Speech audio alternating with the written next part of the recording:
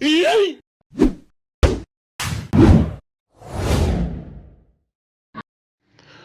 welcome, guys, to the Quintessential Experience with Sipho. It's your host, Sipho Setumlambisa. This is very iconic episode namhlanje. Xolani Gule, who's a pastor, an entrepreneur. He studied film and TV at the TUT, a man of many talents. Bro, this is iconic. This is a very blessed day. I thank the Lord. I like even your quote when you like quoting Psalm 3. I sleep and I wake up because the Lord sustains me. Yeah. We're so privileged, we're so blessed today. A young man, a celebrity author. Sure. In case you can see the books here, a very smart, a very intelligent guy, a former schoolmate, studied together high school. Hardest worker, this guy works hard, bro. I think when I see your star growing now, I get so emotional, man, from where you're coming from. A product of Mamelodi, I'm like, yo, jeez. Can you please formally introduce yourself to my guest? I mean, before we go there into intros, because you already touched. So Yes. First of all, thank you for allowing me time to your podcast show. What is it that you have seen? Because you've been mentioning it about that you be emotional, you turn emotional when you think of my story. I just want to know one or two. What is it that makes you feel like that? I remember I sent you a text, I think it's yesterday. Sure. We were together. I mean, you and I believe the competition we had, it sharpened me a lot. I mean, we used to compete with marks, like to push each other. I think you're one of the smartest. Even remember the teacher, Memkosi. Mm-hmm. He used to write a lot of good stuff about you, like Shabu 100 Telapati.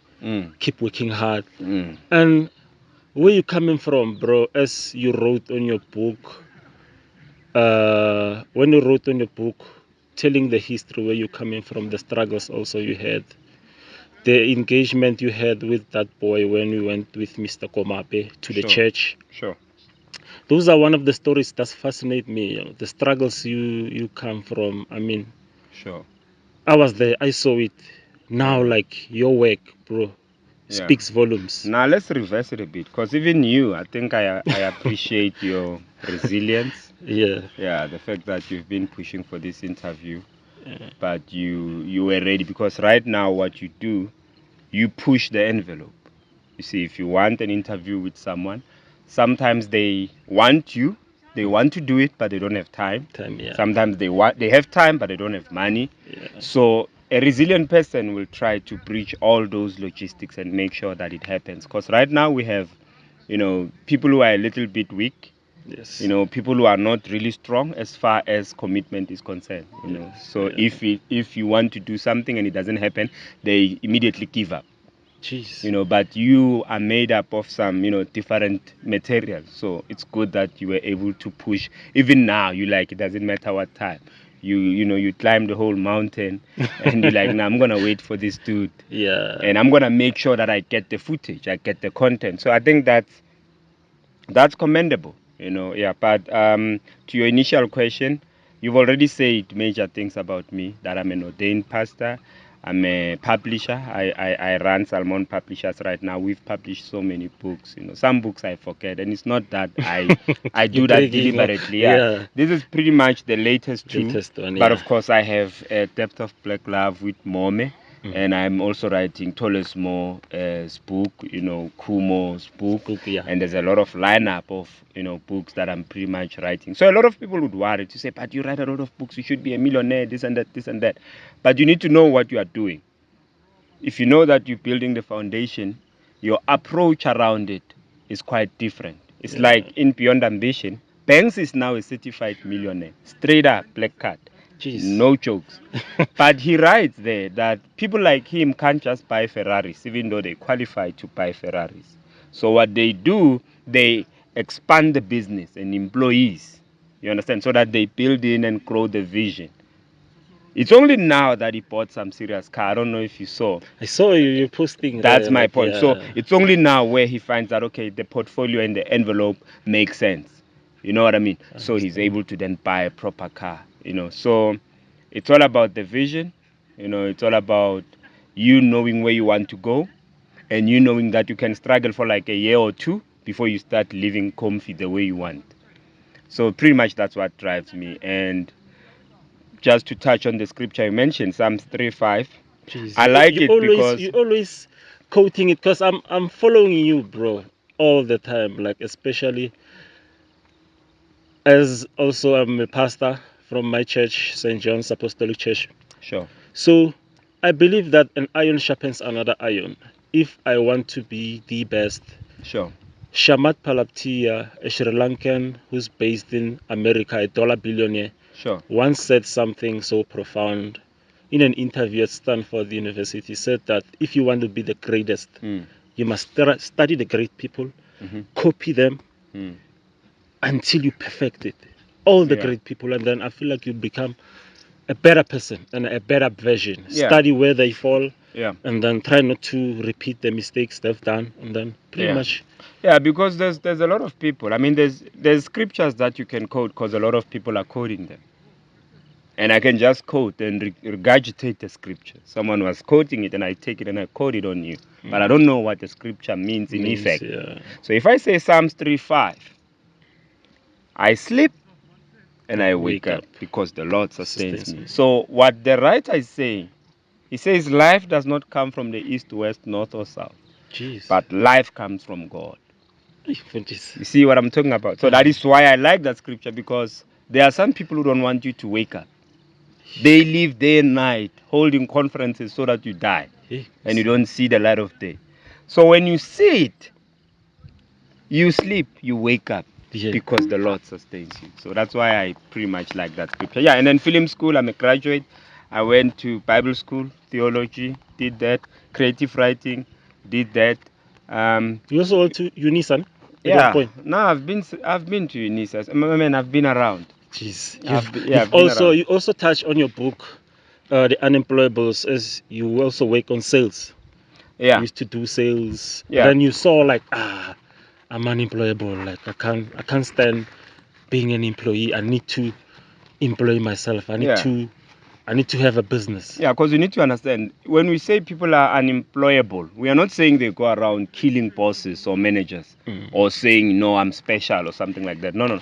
These are people who want to feed in society.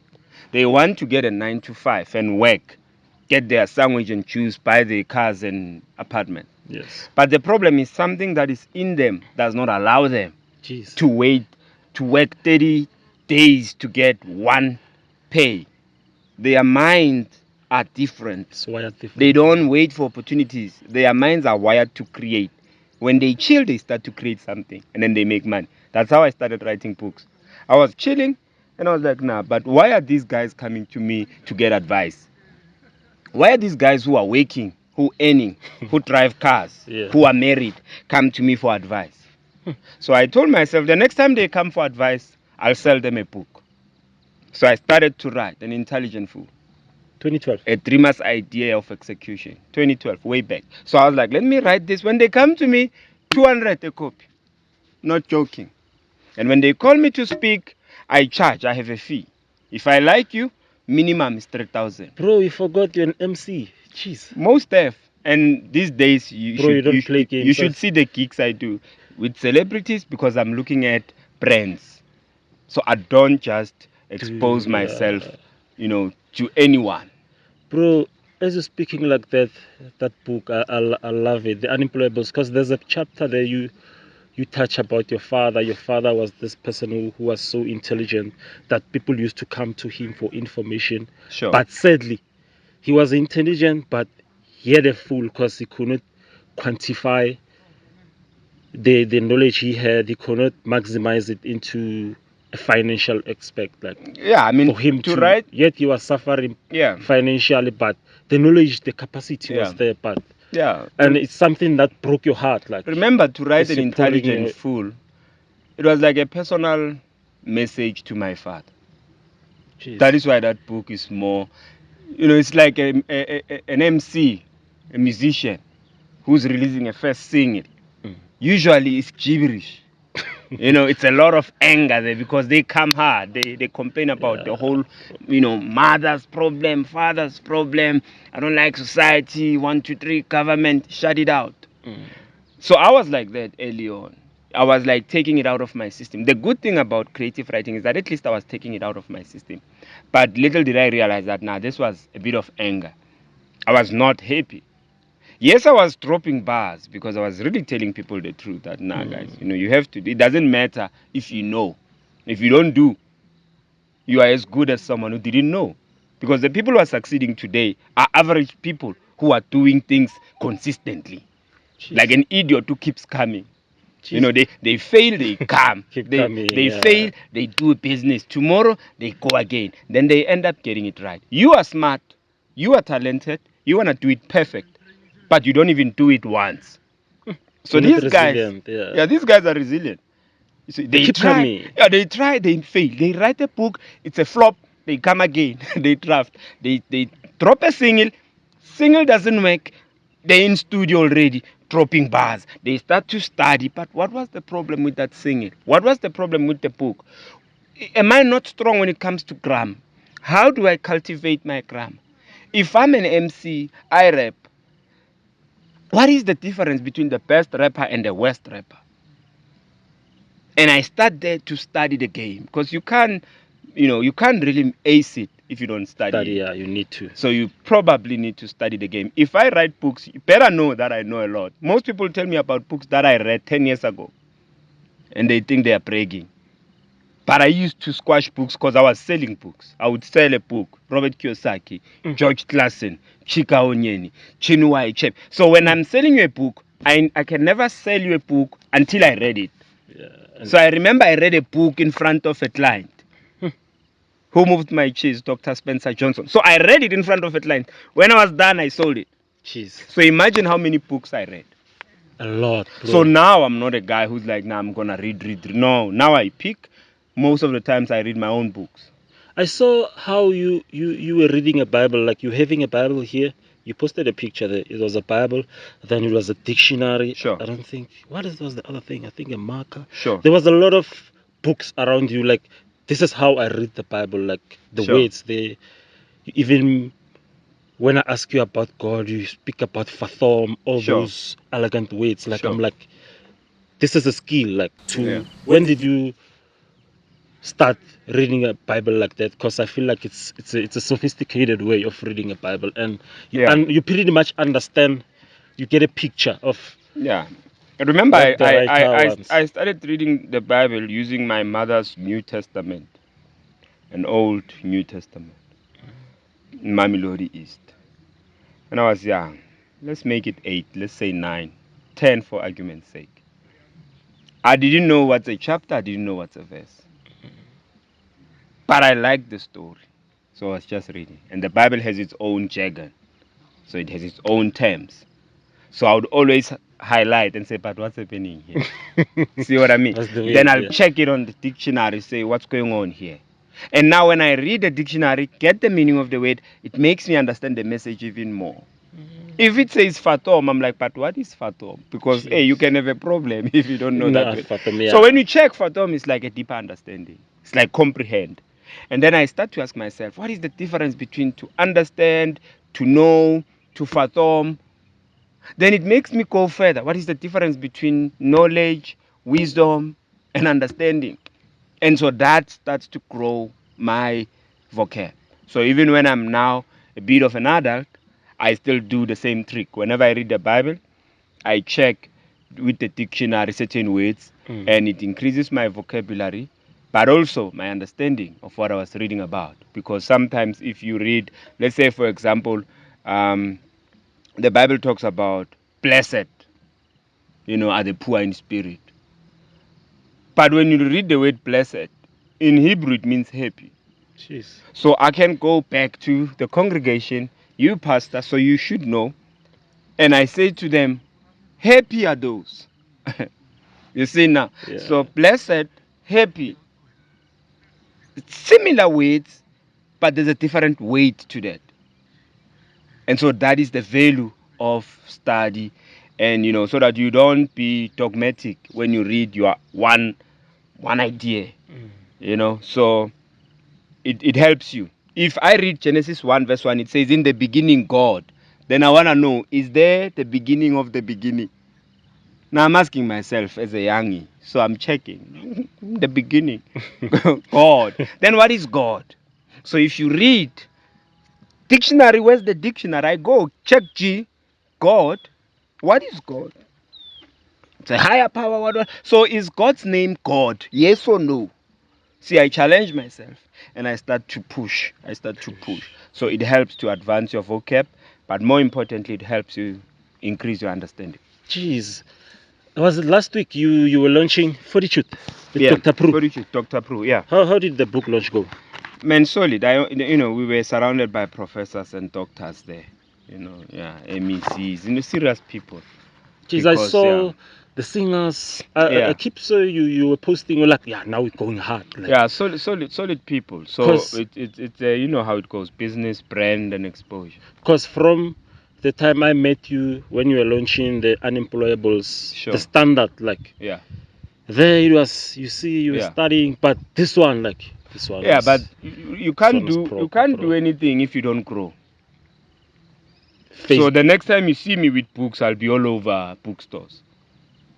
all over. I'll pretty much have my own bookstore because it's one of the businesses I'm opening 2023. Watch the space. Jeez. So I can't write the book.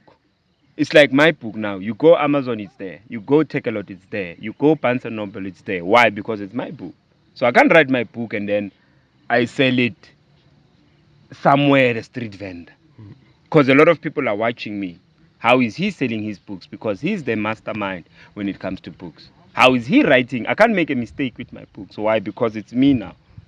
I may have made mistakes years back, which is fine. I mean, it's understandable. Oh, come on. So that's why most great MCs, when they listen to their old songs, they're like, yo, what was happening? It is the journey. Yeah, but that's how you grow. That's how you grow. That's how learn. you sharpen the skill. Now I can write a book in 3 months or in 2 months because I've learned the skill. Geez, there's a chapter there on this book, Fortitude, mental strength. Sure. Can you please break it down, that chapter? Like, why did you end up putting the chapter there, mental strength? Yeah, remember, Fortitude is more about, living with, educating people who are living with persons, with disabilities. Yeah. So that's the logic of Fortitude. She's a medical practitioner. Her sister was involved in an accident in 1985 at the age of 9 in Sosh. So she was paralyzed, so basically she was crippled, Jeez. quadriplegic as they call it, because quadriplegic is when all your limbs are not working, you're paralyzed. Yes. Paraplegic is when half of your body is able to function, but the other half doesn't function. Yeah. Feel me? So that's pretty much the premise of the book. And now, one of the important things when people are challenged physically or medically, the power anchor is the mind. Jeez. Fortitude essentially means overcoming adversity, or having courage in pain. So you need a strong mind so that you conquer your own body. Or someone who's sick but is mentally strong, they can really, really recover quickly. Yeah.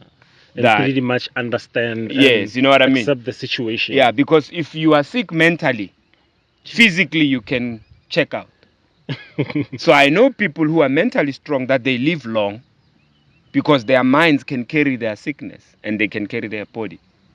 But if you are weak mentally, then the body will suffer because of the body needs signals from your mind. So if right now I say, no, there's a doctor's letter that says 2 weeks left, then I check out.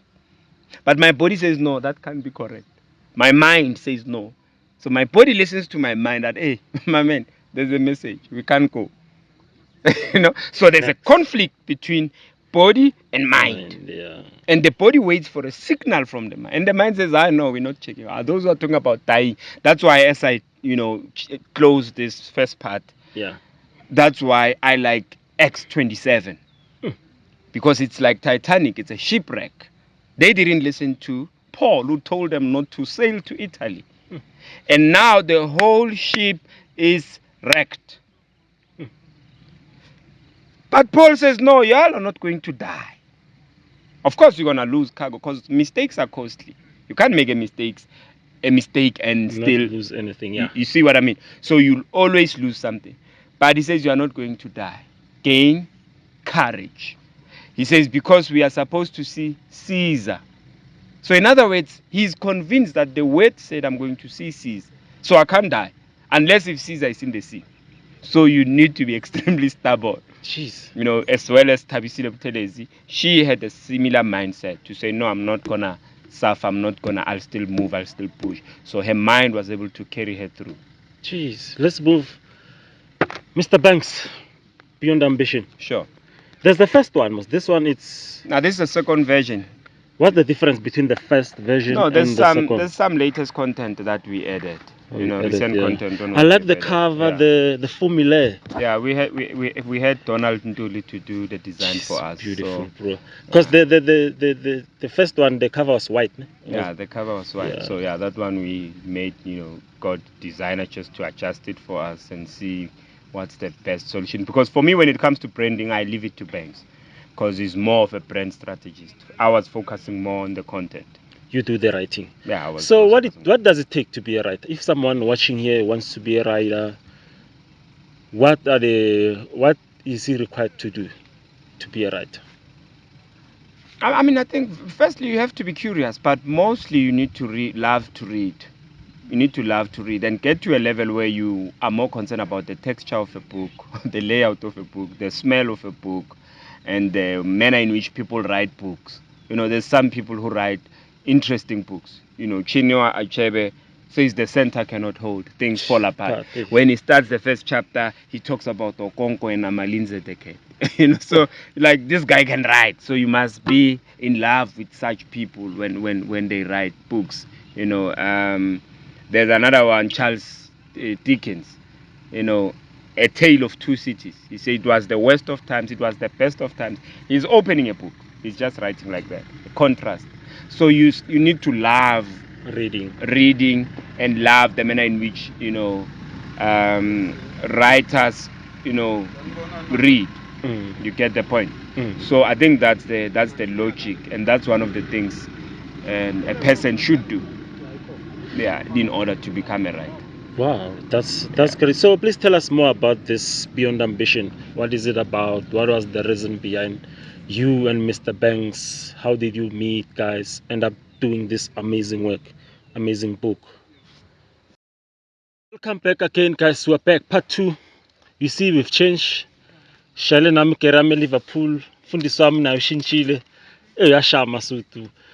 How many suits do you own, bro? If you can count, then you don't have a lot. Jeez, like I've been watching every Sunday, posting,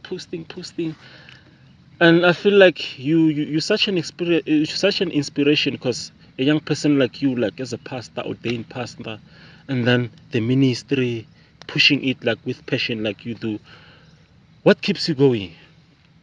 I think purpose. Because as ministry, it's very hard, bro.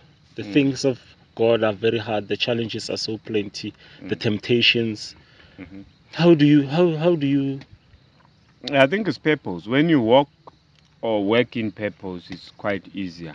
Since you're talking about church, if you read Matthew from chapter 1, it talks about where Jesus comes from.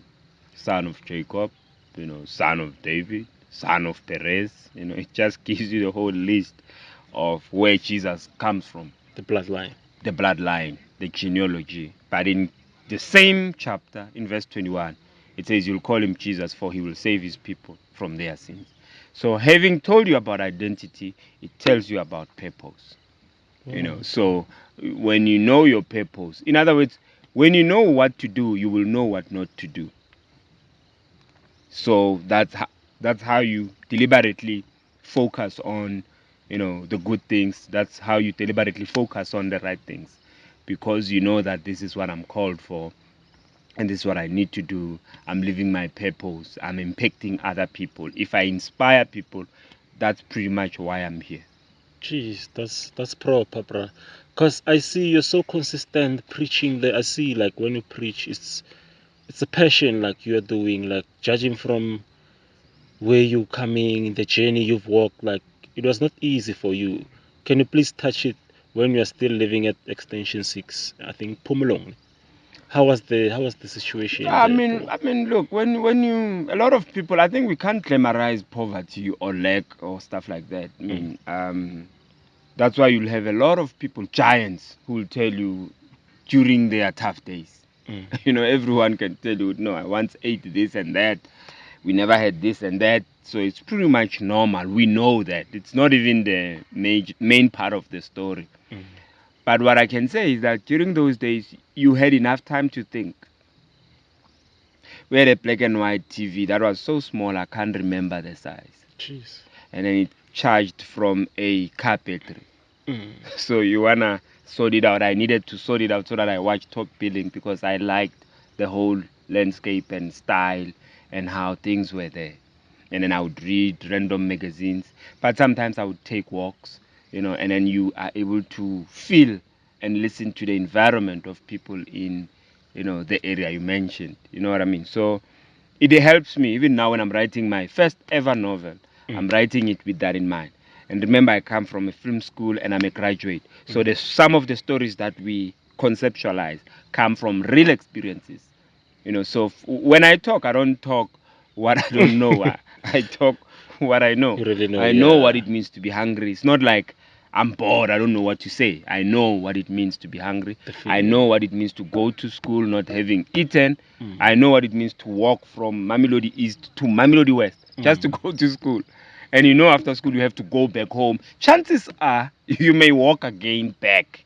Jeez. Luck if you get someone who can sort you out, then you Yeah. get something for lunch break and something to go back. You know what I mean? Mm. So, but we kept the vision, we kept the faith, and we kept the commitment.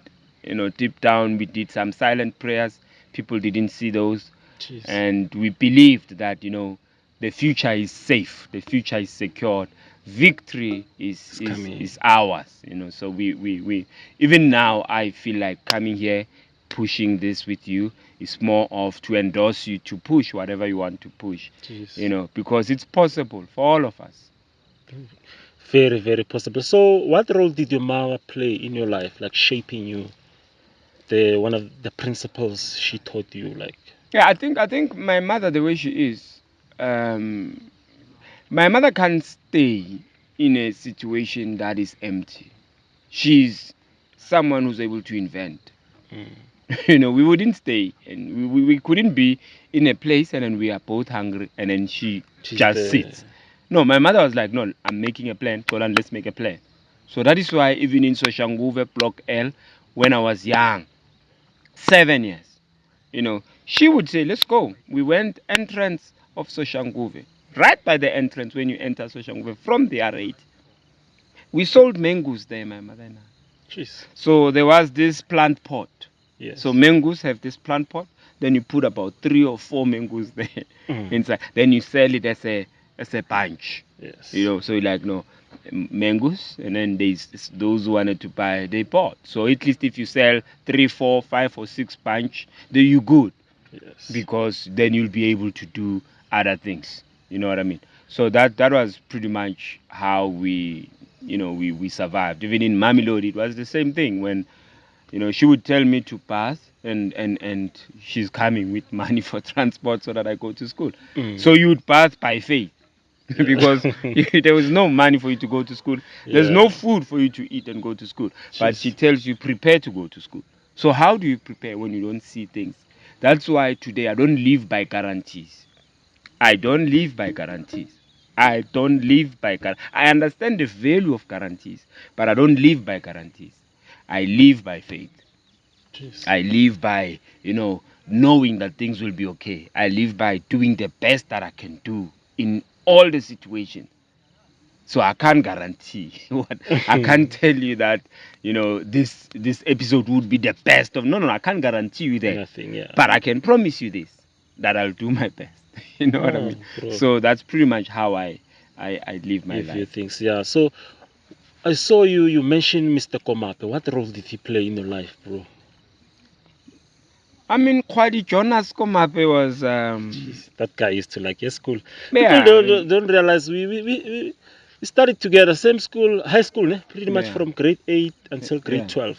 Yeah, I think with us we did Zulu, so we connected on so many So many subjects. So subjects, that is why, yeah. but Zulu was And our at that dominance. point, bro, you're so good in comedy. Can you still do that comedy? I thought at one stage you're gonna do stand-up comedy, like about Trevor Noah. The way like you're so funny, bro. I don't, I don't, I don't, I don't, I I don't, still, I don't like comedy. The honest truth bro. is, I don't like comedy in terms of to deliberately say I'm going to make people laugh. I don't like that type of comedy. But in what I do, I wouldn't mind. You understand? So if this podcast tends to be funny, I Mm. don't mind. But I don't come here with intentions Intention of of making it people funny. funny, yeah. Yeah, I don't want people to laugh. You know what I mean? But at times, maybe my personality can jump into, comic Comic, elements. yeah. Then I can't block it. So I let it be. So even when I preach, I don't go there and be like, yeah, no, manje abazalwane ngizoshay. Mangifika nje abazalwane joke. Bah. No, I don't. When I It's get something there, that comes. yeah, I can chill and be like, I want to talk about Jacob and Esau. That Esau sold his birthright. But when I get there, my mind is like, yeah, no, Jacob uyakwazi ukupheka. But I think, sorry Sure. to cut you. I think it's the amount of books you've read, bro. Because even now, currently, I'm consuming a lot of stuff. So I think your mind, you kind of like get that creative element. Like you understand things broader, and then you Yeah, also the family where I come from. angle, I mean, yeah, if you think I'm fine, you should go see my fam, paternal side. terrifying. They like my grandmother. She disses me every time. So the whole fam, my grandfather, even before he died, he was always, like, Joking, yeah. yeah, and they are like that. It's innate. So I feel like I took it. Even my father was extremely funny. Jeez. You know, During the times when I used to drink, my grandfather would be like, "You must start a church because there's chavula." You know what I mean? So there's chavula church. You should open your branch. Kabula. But imagine your grandfather telling you that. Jeez. And when I used to visit my father in Harangua, now is Dr. George Mukari Academic Hospital in Mm. Harangua. I visit him there. There's monkeys. Yeah. There's little monkeys in Fair. Harangu. Yeah. And so I bring a plastic with bananas and stuff. And my father is like, why didn't you bring two? I'm like, two for who? Like, no, for monkeys as well.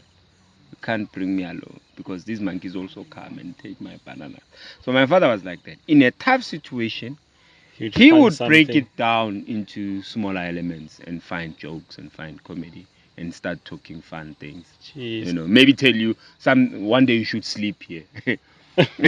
Just and like for what? No, just to chill, and, Jeez. and so those elements of comedy, and he would say, I remember one of his biggest dreams was to watch FIFA World Cup 2010. 2010, yeah.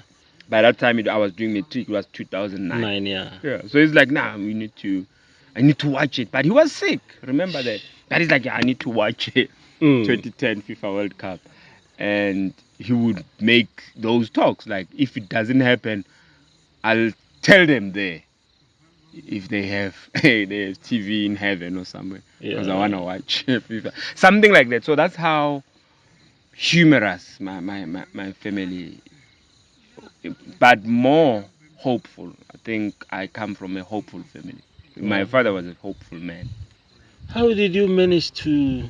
I remember there was a point you came to me to visit me. You told me back before you were ordained about your alcohol abuse, like the way you were drinking, like you wanted to stop.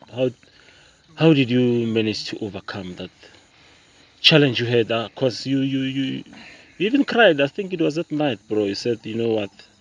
I blowed a lot of money with this alcohol thing. People taking advantage of me. So I want to stop this thing and check God and do things of God. So how did you manage to overcome that obstacle? No, I mean, for me, it was just a classic case of enough is enough. You know what I mean? So if I came to you, maybe it's because I trust you. You know, because one thing about friends, you can't trust everyone. You can't follow everyone. You know, there's some friends, you know, not everyone should see your tears. Yeah. You feel me? So, but that for me was maybe sharing with you, and we were discussing pretty much the book, and I was just sharing with you. But at the point of it all is that I was at the point where I was like, you know what, enough is enough. Luke 15 verse 17, the prodigal son starts to have a meeting with himself.